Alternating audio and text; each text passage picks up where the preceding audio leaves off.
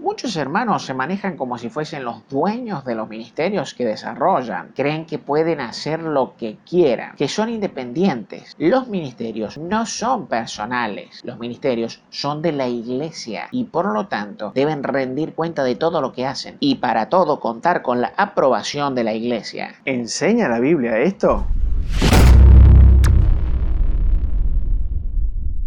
Cuando tenía el pelo negro, un hermano me invitó a tocar la guitarra en su congregación. Con gusto acepté el privilegio de poder compartir con otros hermanos y servirles con las capacidades que Dios me ha dado. En cuanto uno de mis pastores se enteró de la situación, me prohibió participar en ese servicio en otra congregación, argumentando que mi compromiso primordial era para con mi iglesia local, que no podía faltar a mis responsabilidades locales, lo cual yo ya tenía solucionado, que así se empieza un camino que me llevaría a terminar saltando de iglesia en iglesia sin comprometerme con ninguna, que me estaban queriendo robar para otra congregación y que siempre, para todo yo debía consultar con los sobrevedores porque hay cosas que ellos ven y que yo no era capaz de ver. A los cristianos más proactivos, por no llamarlos rebeldes, les encanta pensar que sus servicios son personales, que si se les pide cuentas, en realidad están siendo controlados, que no se los deja crecer, que así nadie trabaja bien, que si los líderes quieren supervisar todo, entonces que hagan las cosas ellos mismos. Y si consideran que pudieron delegar algo, entonces que confíen en aquellos a quienes han encargado una responsabilidad. Pero a los líderes más organizados, por no llamarlos controladores, les encanta pensar que todos los ministerios son de la iglesia, que todos debemos rendir cuenta de lo que hacemos, que corresponde que los responsables de la Grey estén al tanto de todo para que puedan colaborar si fuera necesario, y que absolutamente todo debe ser canalizado a través de la iglesia y respaldado por ella. Aunque cuando dicen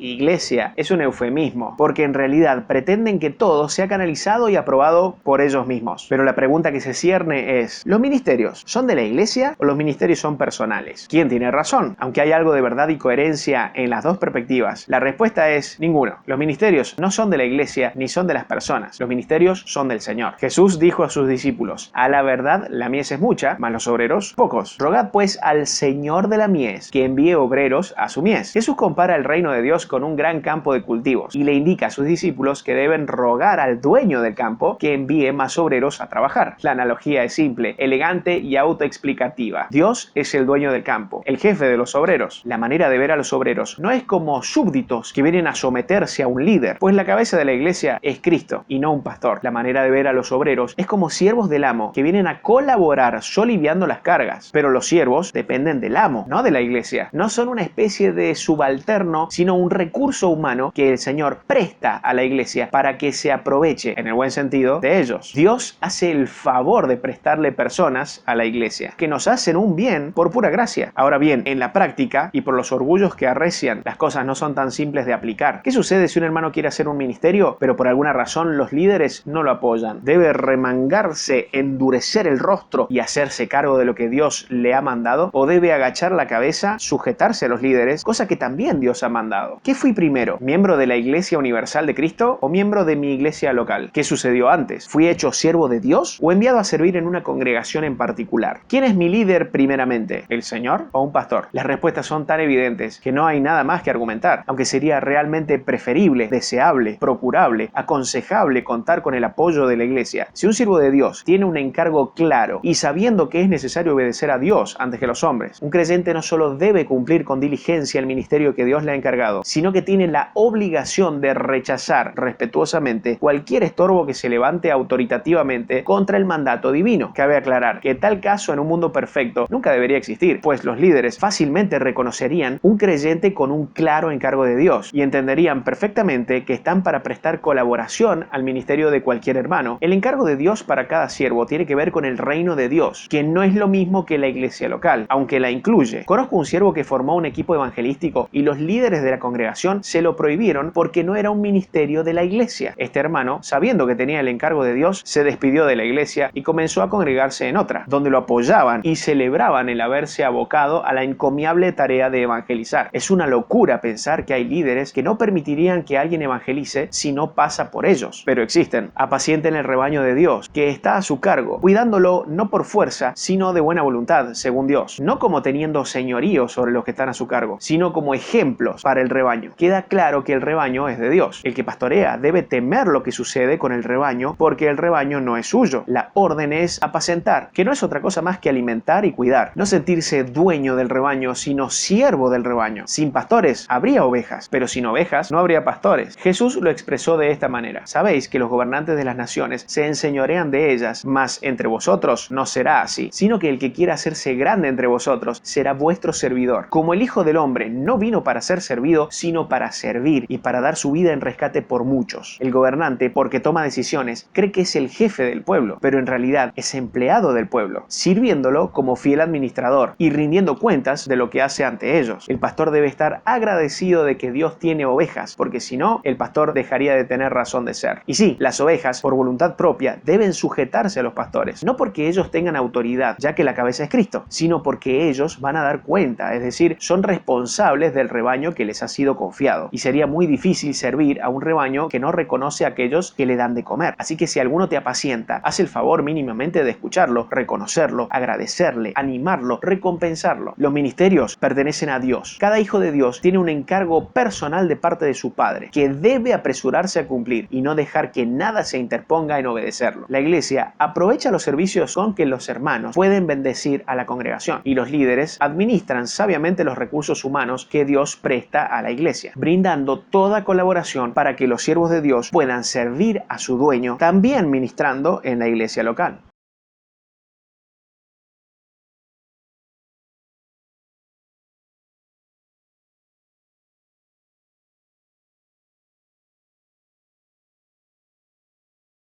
Pastor, ¿Qué pasó, hermanito? lo acabo de ver al hermano Pepe, sin corbata, insultando, fumando y con una señora que no es su mujer. ¿Cómo que sin corbata?